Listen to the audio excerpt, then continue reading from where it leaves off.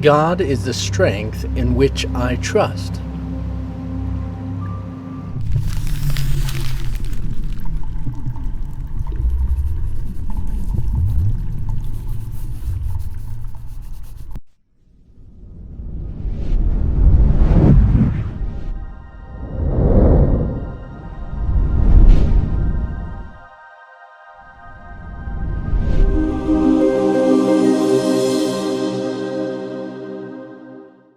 So, in this, as far as trusting, you're trusting in God's strength, pretty simply said.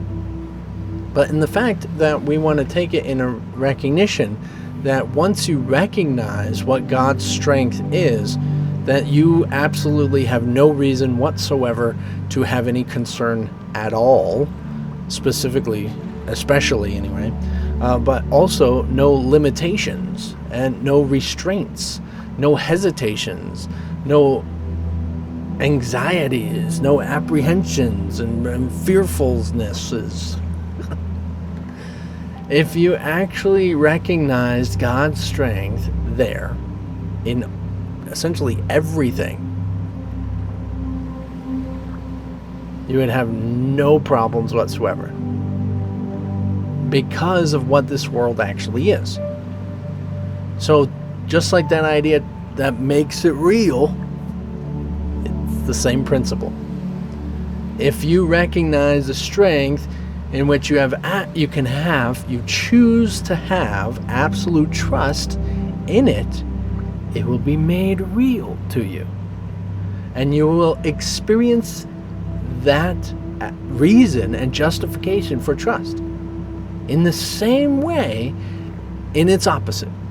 So if you are trusting in, say, the reasons you're anxious, worried, and confused, fearful, and apprehensive, it will be made real to you to justify those feelings. Because it does not judge on what you want, it simply gives you what you want. It literally is just made real for you. Okay?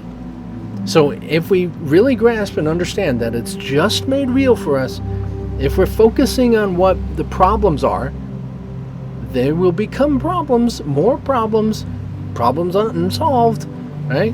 And the whole reason focusing on what you do want, focusing on how you want it to be, will become real to you in the same way. Then it will become solutions, it will become solving, it will become enjoyable. So in this recognition, it's like it has no judgment. It just simply wants to give you what you want because it wants you to be happy. Okay? So it wants you to be happy, right? It wants you to be happy, right? Can we agree on that? We can say the universe, God, wants us to be happy. Okay. So if you're thinking about something, it's like, oh, hey, he's thinking about something, she's thinking about something. I want to give her what she's thinking about. I want to give him what he's focused on. I don't care what it is. He's focused on something. He's thinking about something. I don't care. I don't condemn. I don't judge. I don't know the difference between right and wrong or good and bad. No idea. I'm just going to give you and make it real to you for you.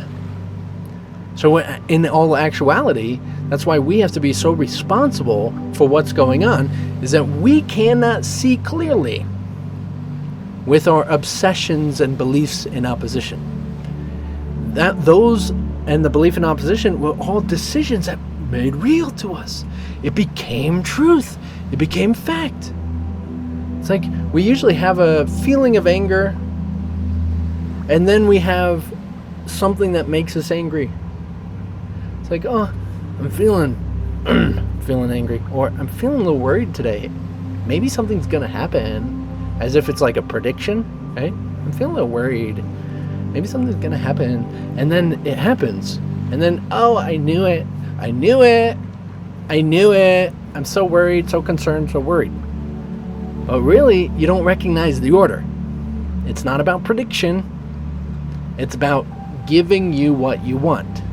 You feel worried because you want something to worry about.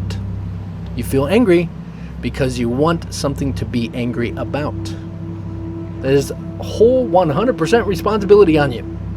And that's why we can completely find absolute 100% peace down in there somewhere. You just have to want it. And then it's made real to you. Okay? Okay.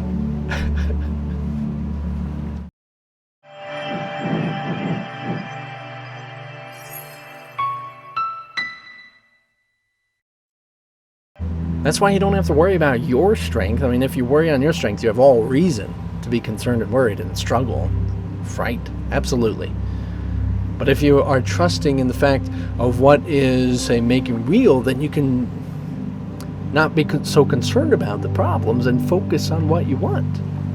Right? And naturally, it's made real, la la la la la, along the path and the journey of what you want.